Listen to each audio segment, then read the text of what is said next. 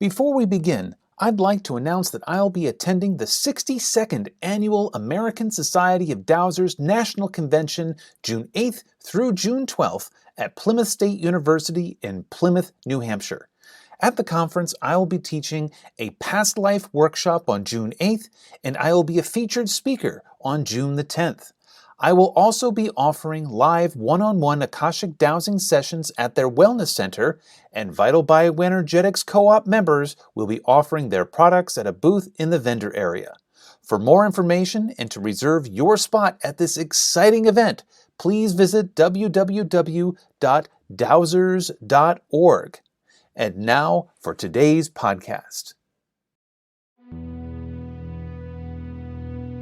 Welcome to High Vibes with your host, Bill G. At High Vibes, we're looking into what it means to be a fourth dimensional being in an ever-changing world.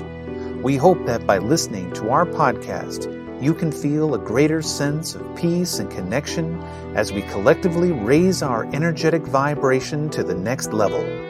And now for today's podcast.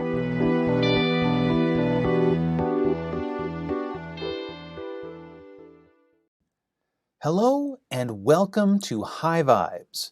I am your host, Bill G, and on today's podcast, I think it's important that we talk about some of the more interesting changes we are starting to witness on the economic landscape.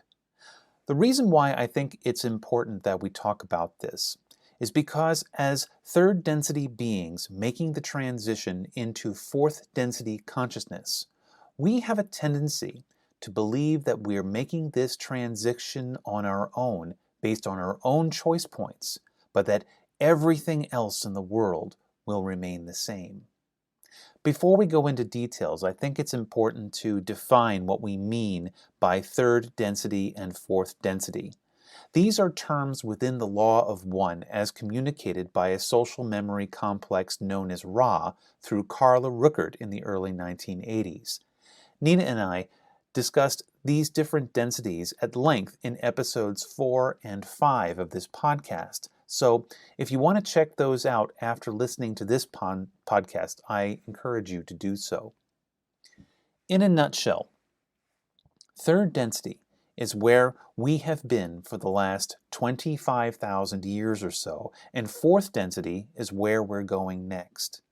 The transition from third to fourth density is happening all around us, which is why more and more of us are starting to wake up to what's been going on in the world, and why the existing paradigms are no longer holding any more weight for us.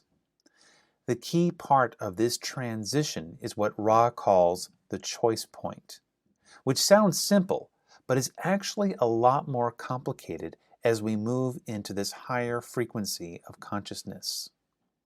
On the surface, the choice point is simply service to self or service to others.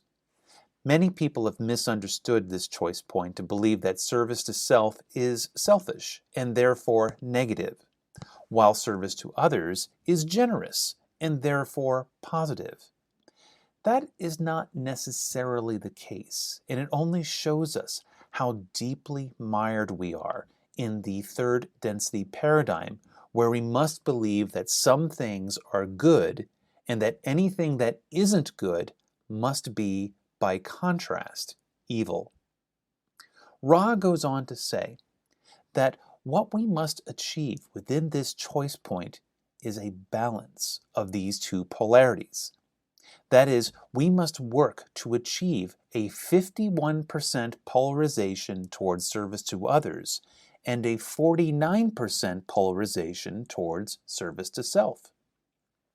To put this in layman's terms, we must exercise self-care in almost equal measure to how we choose to take care of others within our communities.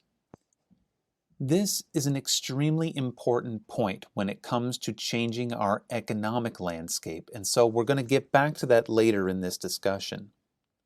For those of you who don't know, in addition to hosting this podcast and doing Akashic dowsing for my clients, I work as a professional tax preparer, and I've been an adjunct accounting and economics professor for over 13 years. So, as an energy intuitive and a person who monitors the tax and economic landscape on a daily basis, I feel I have some unique perspectives as to what's going on in the world that perhaps other people don't see. So far, 2022 has been an interesting year in terms of economics.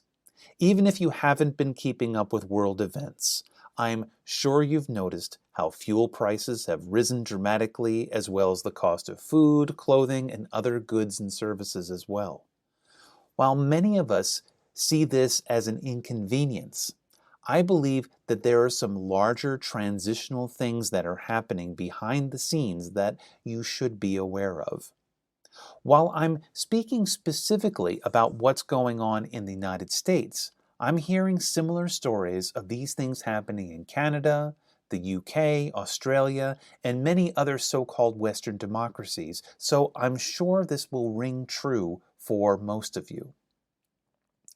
What I believe we are seeing is the exercise of what economists commonly refer to as the built-in stability myth.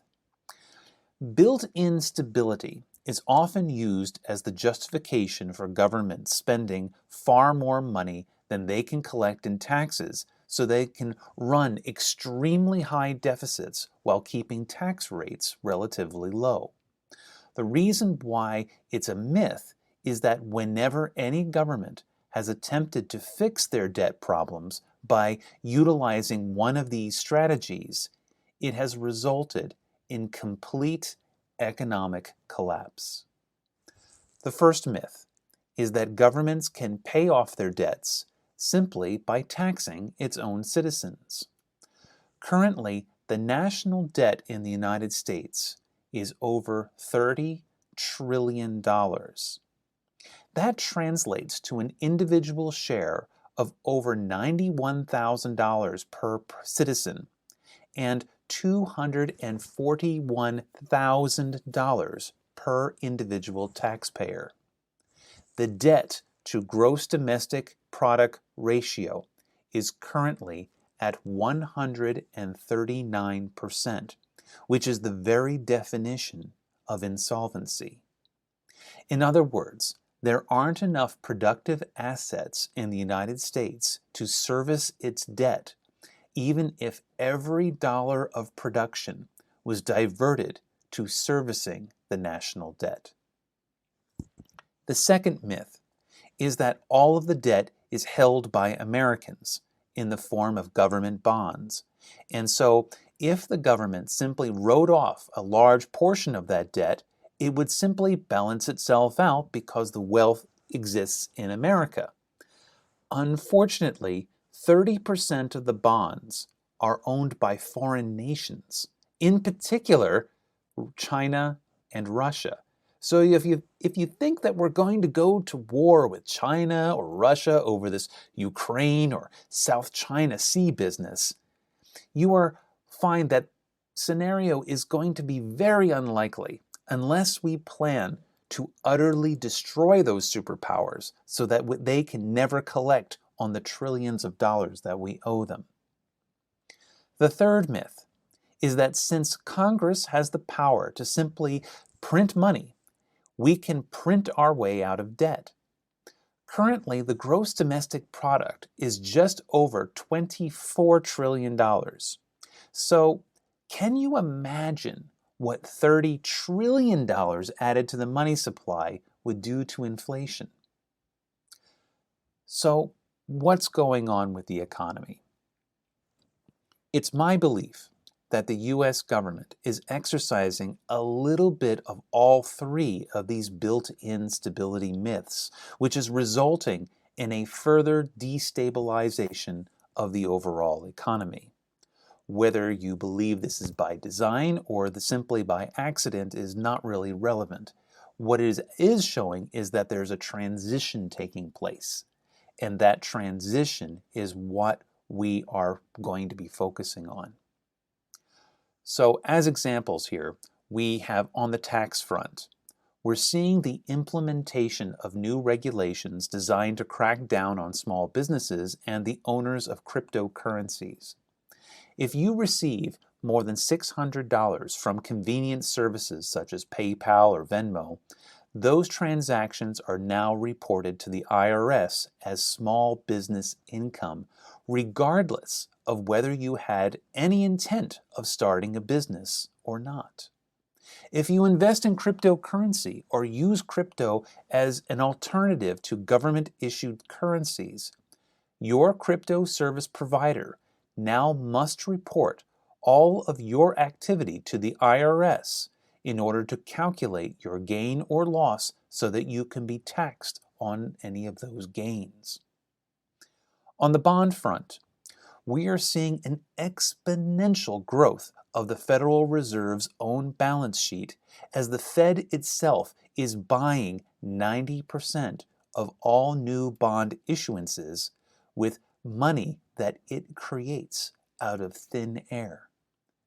This may take some of the power away from foreign governments, but what it does is it transfers that power to the bankers, who then have the power to hold the U.S. government hostage for the fulfillment of their own agenda.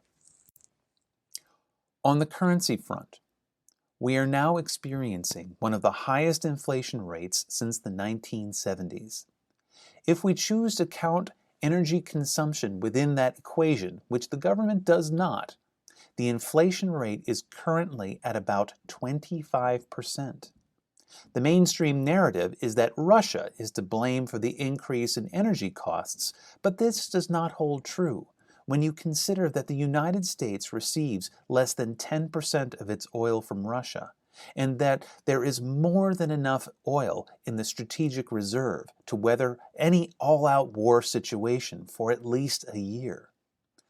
What I believe is happening is that the government is attempting to recover its losses from the pandemic by indirectly taxing its citizens through fuel taxes, while at the same time increasing the profits of the energy companies who hold a controlling interest in Congress. So what we are seeing here is that on one hand, we have lots of new money in the money supply through direct stimulus, which then gets eaten back up through indirect taxation at the gas pump. It's kind of brilliant, really, except that you and I are the ultimate losers in that scenario. So where does that leave you and I? Obviously, we have no control over what the government chooses to do or chooses not to do because, in essence, our elected representatives are owned by the corporate elites who put forth their nefarious agendas no matter what we have to say about it. This takes us back to our original thought regarding the transition from third density to fourth density. That's because if we attempt to solve this scenario using third density tools, we're going to lose that battle. So if we go out and get ourselves a second or third job, or if we decide to work 70 to 80-hour weeks just so that we can keep up with the cost of living, we end up sacrificing self-care to the point where we have adapted a slave mentality, where we are all the way in the camp of service to others while leaving nothing left for service to self.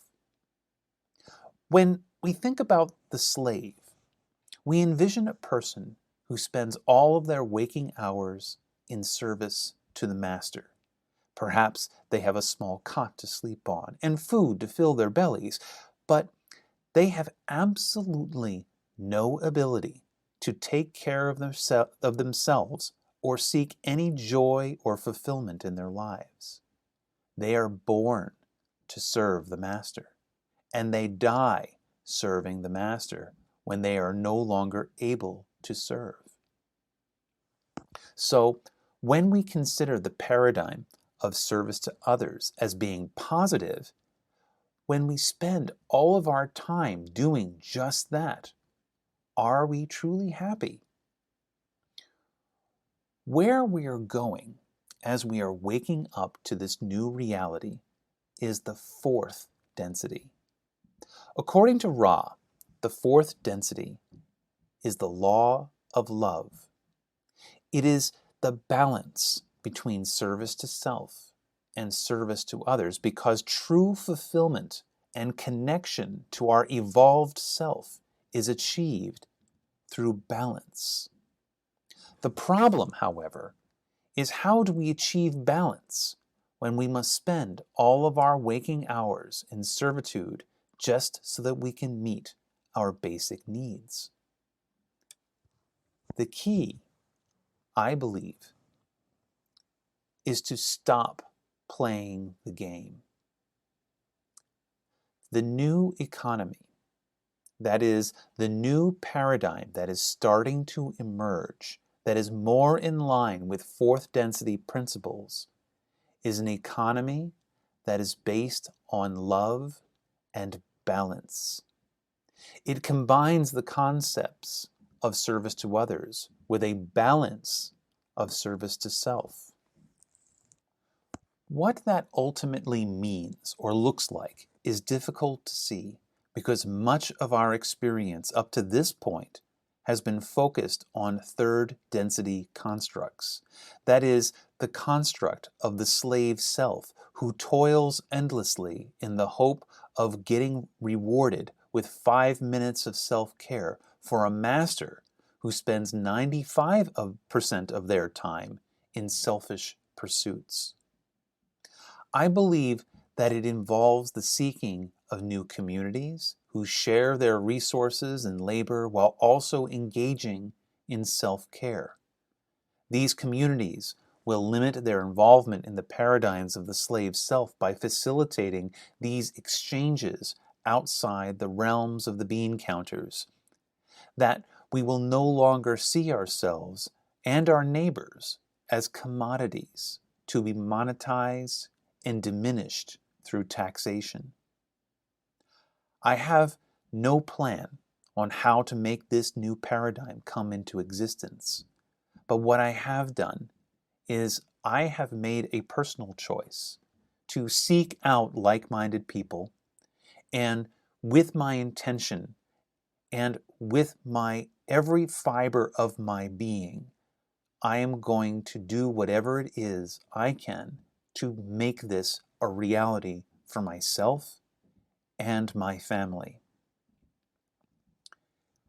All I have is a wish, an intention, and a powerful desire to end the reign of the slave self, and to instead to seek ways to disengage with slave self technology, to concentrate on seeking my joy and allowing the universe to connect me with like-minded people who will help make it all happen. Are you one of those people? Adane. Thank you for listening. For more information about Bill and Nina G, please go to www.vitalbioenergetics.com. See you next time.